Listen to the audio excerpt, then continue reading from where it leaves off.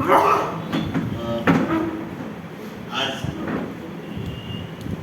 आमचा जवळचा मित्र इग्निशियस डायस याच्या कवितेच्या निमित्त आपण एकत्र आलेलो आहोत. इथं जवळजवळ सगळे माझे मित्रच आहेत, त्यामुळे मी सगळ्यांचंच काही नाव घेणार नाही, पण एक चांगलं निमित्त आहे. एक कवितेच्या निमित्ताने सगळे कवी मित्र इथे आलेले आहेत. तर ही कविता साधारणतः मी एक 4-5 वर्ष झाले आणि मला इंग्लिशने वाचायला दिली. तर त्यावेळेस मी त्याला असं म्हणालो की कविता खूप मोठी होऊ शकेल, म्हणजे याच्यामध्ये कंटेंट खूप आहे, तर तू याच्यावर काम कर. पण एकूणच इंग्लिशचा स्वभाव माहीत असल्याप्रमाणे आणि बहुधा काही फार पुढे काम करायचं टाळलेलं आहे. पण जो काही दस्तावेज आहे तो आज आपल्यासमोर आहे आणि त्याच्या अनुषंगाने मी बोलणार आहे. तर माझं पूर्ण एक समकालीन कवी या नात्यानं आहे, कारण मी समीक्षक नाही किंवा प्राध्यापक नसल्याने मला तो अनुभव पण नाही. पण एक कवीचं वाचन, एका कवीने दुसऱ्या कवीचं कवीचं केलेलं वाचन याकडे मी काही टिपणं इथं लिहून आणली आहे. कारण सगळ्या धावपळीतून मी राहतो पुण्यात, पण पुण्यात कमी असतो बाहेर असतो, तर अशा सगळ्या गोंधळामध्ये आणि गाडी 6 तास लेट होणे आणि दादरला 2 तास थांबणे भयानक प्रकार पाहिला. तर त्या सगळ्यामध्ये मला थोडं संत माहिती मिळाली, त्यामुळे मी थोडं उशिरा सगळं टिपणं करू शकलो. पण हरकत नाही. आपल्याला आठवत असेल सगळ्यांना की निश्चयाची घोषणा होती की गॉड इज डेड, म्हणजे देव मरण पावला आहे किंवा कलेचा अंत झालेला आहे, अशा काही घोषणा आपल्या विचार विश्वात यापूर्वी झालेल्या आहेत. तर मला हे ऐकून का आठवत आहे त्याचं कारण सांगतो. इथं मांजर हरवलेली. हे बघा की एक असा मोठा काळाचा एक मोठा आपण जर बदलाव लक्षात घेतला, तर ज्या काळात आपण आज वावरतो, ज्याला आपण उत्तराधुनिक काळ म्हणतो किंवा ज्याला आपण एक समकालीन काळ म्हणतो, अशा काळामध्ये काय झालेलं आहे, तर 2-3 फार मोठे बदल झालेले आहेत. म्हणजे अस्तित्ववादाच्या काळामध्ये माणसाचं एका क्षुद्र कीटकात रूपांतर होणं, म्हणजे काकाची जी गोष्ट आहे नावाची, तर त्या काळामध्ये म्हणजे साधारणतः तो 1950 त्या काळामध्ये, आणि आता माणसाचं वस्तूत रूपांतर झालेलं आहे. म्हणजे जसं हेची कविता आहे, मी एक स्लिट केलेलं चिन्ह, आणि आता त्याच पिढीचा एक कवी वस्तू हरवली, म्हणजे मांजर हरवली असं म्हणतोय. तर मला असं वाटतं की इथं मांजर हे प्रतीक आहे. म्हणजे जरी त्याला मिथक मांजर असं शीर्षक दिलेलं असतं त्या दिवशी पुढे नसतं, पण माणसाचं हरवणं, माणसाचं शकलीकरण होणं हा जो या काळाचा विशेष आहे. त्या अनुषंगाने मला असं वाटतं की इंग्लिशच्या या कवितेकडे आपण जायला लागेल. तर ही त्या दृष्टीनं आजची एक महत्त्वाची कविता आहे. मी ह्याबद्दल जाहीर करतो. दुसरी गोष्ट, मराठीमध्ये राजकीय कवितेची परंपरा अतिशय क्षीण स्वरूपाची आहे. म्हणजे जर आपण पाहिलं 60-70 काळामध्ये, तर वसंत आबाजी डहाके सारखा एखादा अपवाद सोडला की, किंवा पूर्वीच्या प्रकाश साहेबांच्या काही कविता किंवा नामदेव साहेबांच्या काही कविता, तर आपल्याकडे राजकीय कविता फार कमी लिहिल्या गेली असं मला व्यक्तिशः म्हणायचं आहे. आणि दुसरी गोष्ट अशी की त्याचं पुढच्या पिढीमध्ये, म्हणजे ज्याला असं म्हणते 60-70 काळानंतर 90-उत्तर काळातल्या कवींनी राजकीय कविता फार क्वचित लिहिल्या, म्हणजे अगदी मोजक्या कवींनी लिहिल्या. तर मला असं वाटतं की माझ्या काळातली एक अतिशय महत्त्वाची राजकीय कविता म्हणून या कवितेसाठी उल्लेख करेल. दुसरी गोष्ट, आता आपण त्या याच्याकडे येऊया, कवितेच्या शीर्षकाकडे. तर आता शीर्षक काय आहे, तर मिथक मांजर. आता 2 वेगवेगळ्या गोष्टी, मिथक ज्याला आपण मिथ म्हणतो, प्राकृता म्हणतो त्या, तर याच्यात काही मिथक आहे का, आणि मांजर कशासाठी. तर मांजर एक घरगुती पाळीव प्राणी असं आपल्याला त्याचं रूप माहिती आहे, किंवा जसं आता हिंदू सरांनी सांगितलं की त्याच्याशी अनेक मिथकही आहेत, अनेक गोष्टी आहेत, त्या आपल्याला प्रत्येकाला आपापल्या संस्कृतीप्रमाणे माहीत सुद्धा आहे.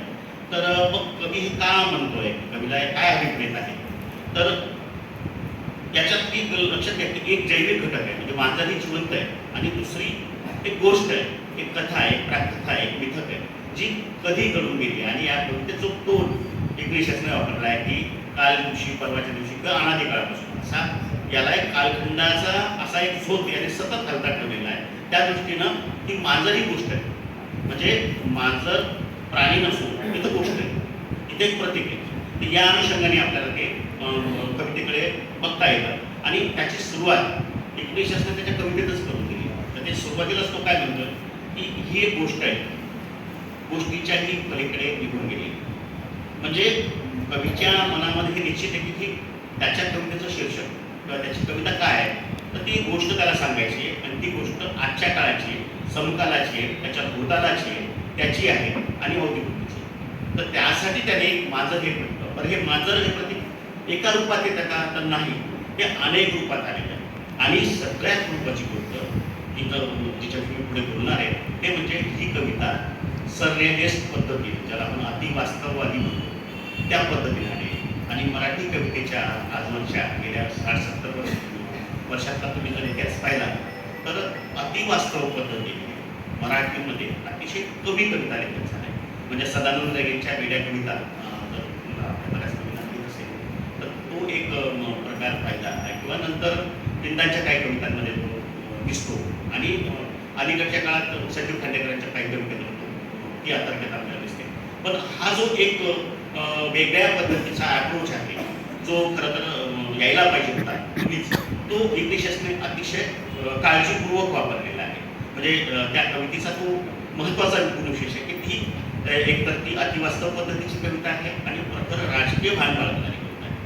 तर दुसरं तर या आधी मी थोडंसं म्हणजे त्याच्या कवितेत जे काही प्रतीक येतात त्या अनुषंगाने थोडं एक टेक्निकल डाटा वाचून दाखवतो तो, यासाठी की आपल्याला तो काय म्हणतो हे समजून घेण्यास त्याची मदत होईल.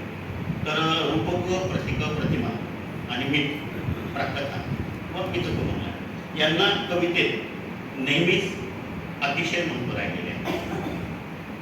जिला आपण साहित्याची भाषा म्हणतो ती सातत्याने 4 घटकांना सोबत घेऊन चालते. ती म्हणजे प्रतीक, प्रतीक, प्रतिमा, मिथ आणि रूप. वाच्यार्थ, सूचितार्थ, संहितार्थ हे 3 घटक साहित्य भाषेत कमी अधिक प्रमाणात दिसून येतात. उठाव आणि वाणमिश्रता, अधिक स्पष्टीकरण करणारे प्रयोग, रूपके, प्रतीके, प्रतिमा आणि मिथ यांच्या उपस्थितीमुळे शक्य होत असतात. या धारणेनुसार इंग्लिशची कविता अतिशय योग्य पावलाटेवरून सादर केलेली आहे असं निश्चितपणे म्हणता येईल. साहित्याच्या भाषेत, विशिष्ट कवितेच्या भाषेत रूपक तत्वाचा आढळ दिसत असतो. अर्थात हा आढळ तिथल्या समाज, संस्कृती, कालखंड वैशिष्ट्याच्या आणि जीवनदृष्टीच्या नुसार होत असतो. त्याचे स्वरूप कमी अधिक प्रमाणात बदलत गेलेले असते. प्रतीकाचे सर्जन मानवी मनाच्या नैसर्गिक अवस्थांतरून होत असते. चिन्ह आणि त्याचा अर्थ प्रतीकामध्ये मिळत असतो. रूपक आणि प्रतिमांना प्राथमिक स्वरूप देण्याचा प्रयत्न प्रतीके करत असतात. प्रतीक हे अर्थाचा संबंध अशा पद्धतीने प्रकट करते की हे रूपचिन्ह पुन्हा पुन्हा एकाच कृतीत किंवा इतर कृतीमध्ये किंवा अनेक कलांमध्ये एकच संघटन व्यक्त करत असते. पुनरावृत्ती हे प्रतीकाचे एक लक्षण त्यामुळेच मानले जाते. कोणताही सिद्धास्त कवी या सगळ्यातून साहित्य कृतीचा आशय अधिक बळकट करत असतो. दुसरा म्हणजे जो मिथकाचा मुद्दा कडूसरांनी अगोदर सांगितलेला, तर तो पुन्हा मी त्याशी म्हणेन की इथं संपूर्ण कवितेत कुठलंही मिथक नाही, पण तरीसुद्धा पूर्ण कविता वाचत असताना वाचकाला कुठल्या तरी मिथकाची सतत जाणीव होत राहते. हा मला वाटतं वेगळी गोष्ट याच्यात तिथं घडलेली आहे. कारण मिथकाची निर्मिती निसर्ग आणि मानव यांच्या अनुबंधातून होत असते आणि त्याला एक सार्वकालिक असा एक अर्थ नेहमी मिळत असतो. आणि लेखक अशी मिथकं वापरून काय करतो, तर त्याचं एक नव्याने पुनर्सर्जन करतो. विशिष्टतः ज्यावेळेस मला माझ्या वर्तमानाविषयी बोलायचं असेल, ज्यावेळेस माझ्या भूतकाळाशी बोलायचं असेल, त्यावेळेस जर तो काळ हा अराजकाचा असेल, त्यावेळेस मिथकांची निर्मिती जास्त होत असते. तुम्ही जगातल्या जितक्याही महत्त्वाच्या कलाकृती पहा, त्या साहित्यकृती असेल, चित्रकलेतल्या असेल, सिनेमे असतील, तर प्रतिकात्मक अर्थाने सांगण्यासाठी अनेक लेखकांनी, अनेक कवींनी, अनेक चित्रकारांनी, अनेक दिग्दर्शकांनी मिथकांचा वापर करून आपला म्हणणं, आपला सेल हे तो व्यक्त केलेला आहे. तर हे त्यावेळेचा अगोदरचा निवेदन झालं. दुसरं या कृतीच्या कवितेची अजून एक छंद आहे की कवीने इथे कवितेच्या कथनात आपला जो मुख्य हेतू आहे म्हणजे आजच्या भवतालाविषयीचं राजकीय स्टेटमेंट हे येण्यासाठी मिथकाची सावली पूर्ण कवितेमध्ये अशी मोठी करून ठेवलेली आहे, जे मिथक अस्तित्वातच नाही आहे. पण इथं काहीतरी आहे, म्हणजे शीर्षकापासूनच अशी रचना केली आहे की त्याला जे बनायचं आहे ते योग्य वाचकांपर्यंत नीटपणे पोहोचावं, अशी एक नीट व्यवस्था त्यांनी करून ठेवलेली आहे. दुसरं, मांजर हरवली आहे. तिचा काळ आजचा, उद्याचा किंवा अनादी काळापासूनचा आहे. ती कुठे हरवली आहे? तर ती माणसाच्या घशात हरवली. आता मांजर माणसाच्या घशात हरवणे हे अतार्किक आहे, हे अवास्तव आहे. पण जर संपूर्ण कविता वाचताचा दाखवणं लक्षात येईल की मुळात कवितेला ही अवास्तवता, ही अतिवास्तवताच अभिप्रेत आहे. ती कशासाठी अभिप्रेत आहे? तर त्याला जे मिथक रचायचं आहे, जे मिथक सांगायचं आहे ते थेटपणे न सांगता अप्रत्यक्षपणे सांगण्यासाठी त्याने हा सगळा एक प्रकार उभा केलेला आहे. दुसरं, मी सुरुवातीला जे म्हणालो की देवाचा मृत्यू, गणेचा मृत्यू, तसं आजच्या काळात माणसाचं हरवलं जाणं हे ठळक करण्यासाठी हा प्रयोग ज्या संपूर्ण कवितेत झालेला आपल्याला दिसतो. गोष्टीत मांजर आहे किंवा गोष्टच मांजर आहे, गोष्टीत मांजर आहे तर गोष्टीत मांजर आहे असं कवीनंच अनेक वेळा सुचवलं आहे. इथं मांजर जैविक आहे, इथं मांजर विचार आहे, इथं मांजर घटना आहे, इथं मांजर समूह आहे, इथं मांजर धर्म आहे. मांजरीचं प्रतीक वापरून इग्नेशियसने अनेक गोष्टी एकाच याच्यात पूर्ण केलेल्या आहेत. मला असं वाटतं चांगल्या कवीचं एक महत्वाचं लक्ष या कवितेतला. आणि अजून मला एक गोष्ट जाणवली की पूर्ण संग्रहामध्ये काही ओळी अशा येतात की ज्या तुम्हाला पुढच्या भागात काय वाचायचं याचं सूचन करतात. म्हणजे जसं तुम्ही जर पाहिलं असेल आख्यानाचा संदर्भ विवेकने दिला तर या कवितेला आख्यान कवितेचा बाज सुद्धा आहे, किंवा नाटकापूर्वीची नांदी जी असते त्या प्रकारचं एक स्वरूप सुद्धा या कवितेचं दिसतं. तर त्याच्यामध्ये त्याच्या ओळी आहेत बघा काय, सर्वानुमते तिला जेव्हा शेवटचं पाहिलं तेव्हा तिने आ वाजला होता आणि ती तोंड बंद करू शकत नव्हती. आता इथं दोन गोष्टी की इथं तिने आ वाजला होता, प्राण्याने आ वाजणे, माणसाने आ वाजणे, आश्चर्यचकित होणे, एखादी गोष्ट पाहून घाबरून जाणे, अशा स्वरूपाचा त्यात आशय व्यक्त होतो. आणि हे जे आवाज आहे मांजराचं असेल किंवा माणसांचं असेल हे भयाचं सूचन करणार आहे. आणि या कवितेत ते वारंवार वेगवेगळ्या ठिकाणी आलेलं आहे. आता ही जी विस्मयचकित होण्याची, आवाज होण्याची प्रतिक्रिया आहे ती काय होते? तर कवीला असं वाटतंय की माझा भोवताल हरवलेला आहे, माझा भोवताल विषाक्त झालेला आहे, माझा भोवताल हा अराजक सदृश आहे. आपण सगळ्यांनाच माहिती आहे की ज्यांचा या मानवीयावर आत्मविश्वास आहे अशा सगळ्यांना वाटतं की गेल्या 10-12 वर्षापासून आपल्या भोवताला सगळं काही आलबेल नाही. जे काही घडतं आहे म्हणजे आताच जे काही शेतकरी बसलेले आहेत नियमित रस्त्यावर आणि त्याच्यापूर्वी जे काही चाललेलं आहे तिथूनच सगळं उभं करणार आहे. त्या कितीतरी घटना आहे की मणिपूरमधल्या घटना असतील, अनेक घटना आहेत त्या, म्हणजे त्याची यादी केली तर 2 तास लागतील, इतक्या घटना आहेत. अशा काळामध्ये कोणताही कवी, लेखक, चित्रकार किंवा संवेदनशील माणूस हा बिथरून जाणं, भयचकित होणं सहज शक्य आहे. आणि मला असं वाटतं की इग्नेशियसने हे भयचकित होणं, विस्मयचकित होणं, हादरून जाणं या कवितेत प्रत्येक ठिकाणी पेरून ठेवलेलं आहे. तर पुढे दुसऱ्या कवितेत या भोवतालाचं प्रारूप आपल्याला कवितेत पण दिसतं. तर उदाहरणार्थ बघा, काळोख असणे, उजेड असणे, जमीन दुभंगणे, आकाशाचा पडदा टराटरा फाटणे, रक्ताचा पाऊस कोसळणे, ठसा ठसा रडणे, कपाळ बळून घेणे, झाडाचं पानही न हलणे, वीज कोसळणे, लाव्याने सगळं विळंबूत करून टाकणे, ही सगळी सूचना कशाची आहे? तर काहीतरी अरिष्ट आल्याची सूचना आहे. म्हणजे बघा की आपण म्हणतो की झाडाचं पानही हलत नव्हतं, इतकी स्तब्धता पसरली.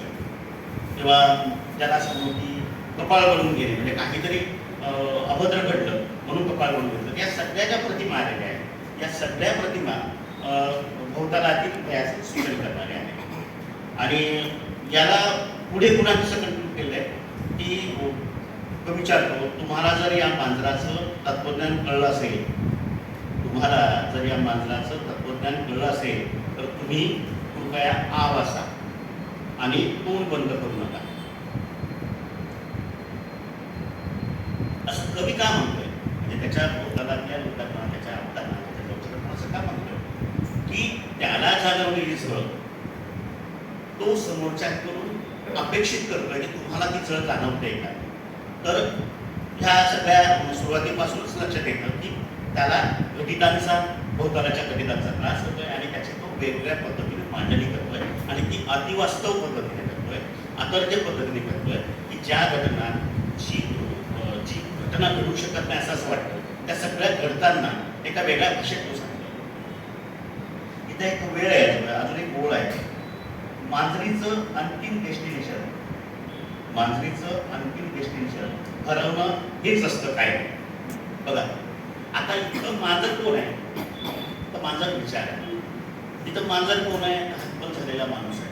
म्हणजे मांजराच्या इतक्या शक्यता त्या प्रतिमेच्या टेक्निशियन्सनं उभ्या केल्या आहेत की म्हणजे मला हे वाटलं की अरे त्याने किती अतिशय चांगल्या पद्धतीने हे पकडलेलं आहे.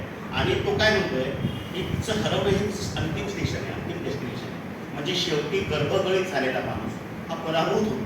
हे एक मोठं विधान तो या सगळ्यांच्या मागून आपल्यासमोर उभं करतोय. अजून एक कवितेतली ओळ आहे, प्रत्येकाला वाटतं आपल्या घरात असावी मांजर.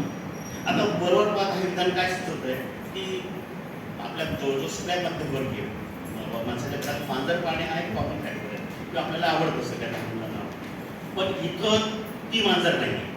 तर त्याचं असं म्हणणं आहे की भीतियुक्त भोवतालातल्या समाजातल्या व्यक्तीचं हे सगळं जे काय आहे त्याला अशी एक मांजर हवी, असा एक विचार हवा आहे, असा एक संकल्प असा हवा आहे की तो या सगळ्या भीतीपासून कुठेतरी स्वतःला सुरक्षित बाजूला नेऊन सांभाळू शकेल किंवा त्याच्यापासून स्वतःचं रक्षण करू शकेल. त्याच्या पुढचं वाक्य त्याला जोडणार आहे.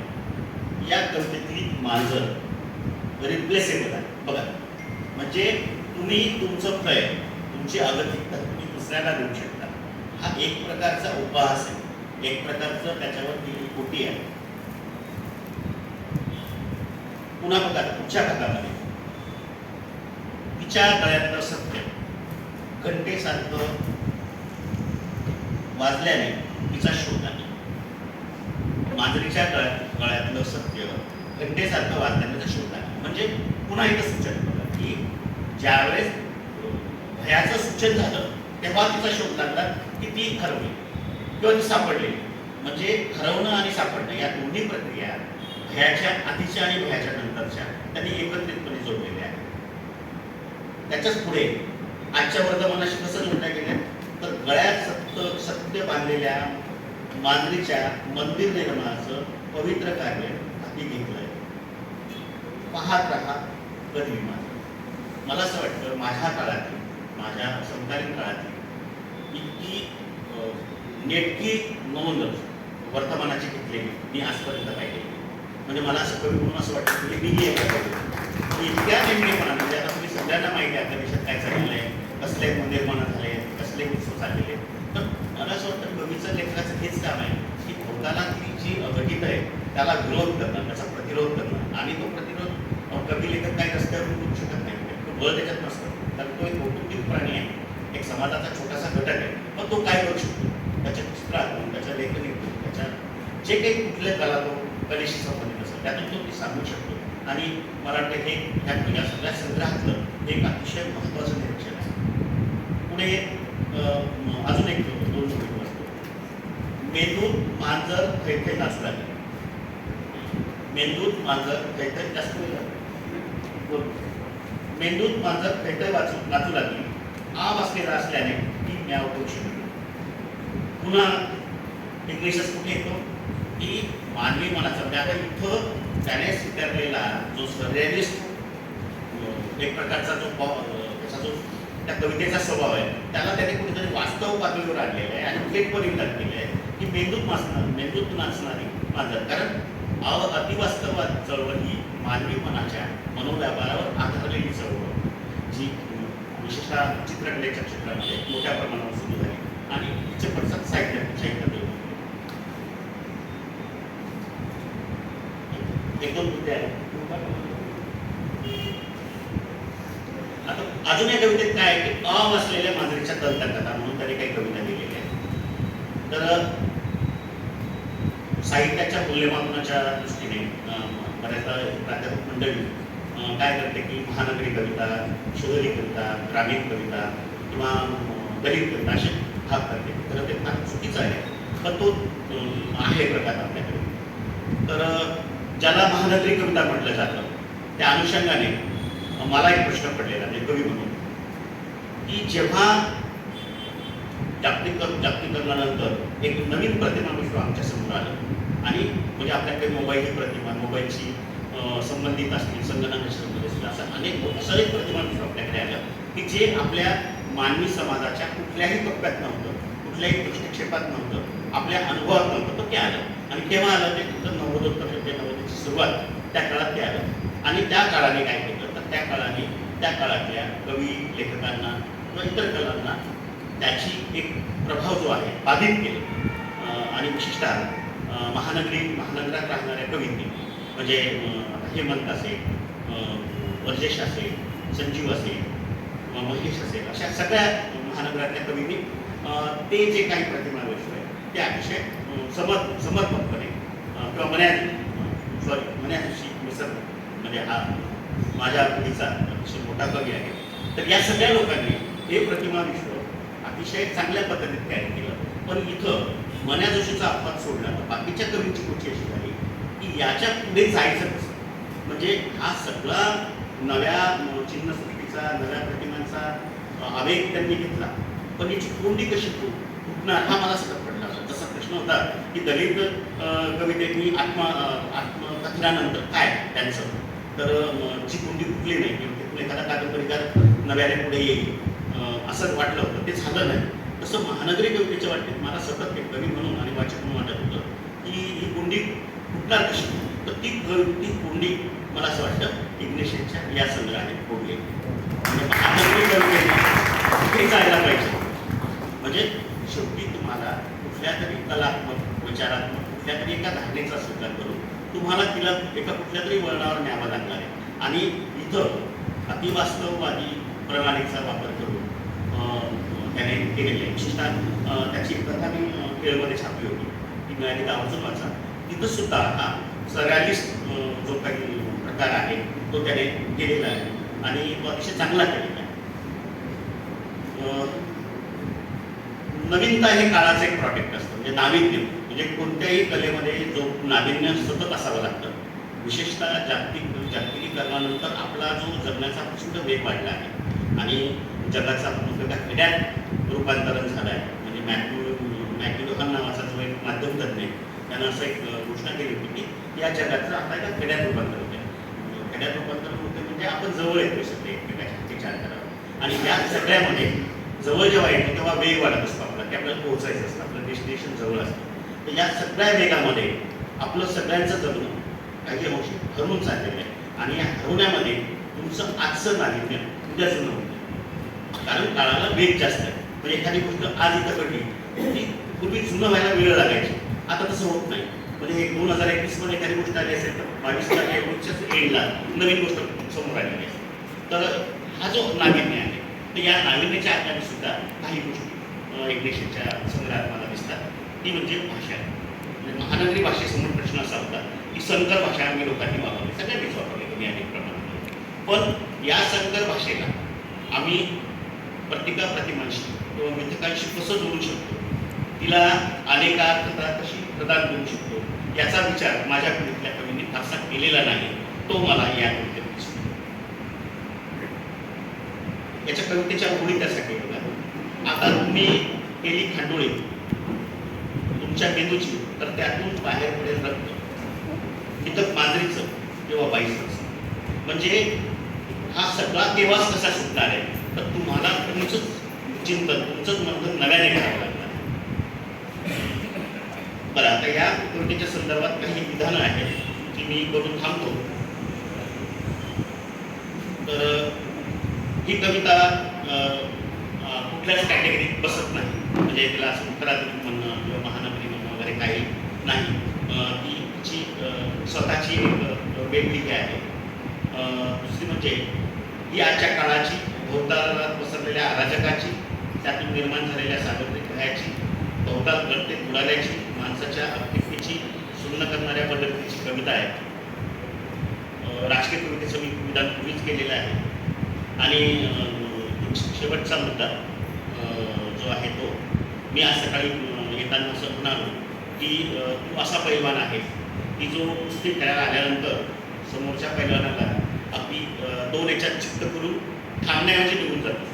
म्हणजे ह्या कवितेमध्ये इतका कंटेंट होता की मला असं वाटतं की ही कविता जर त्याने अजून पुढं थांबून त्याच्यातले जे काही कंटेंट पाहिजे असते तर मराठीतली अतिशय महत्त्वाची ती राजकीय कविता करू शकली असती.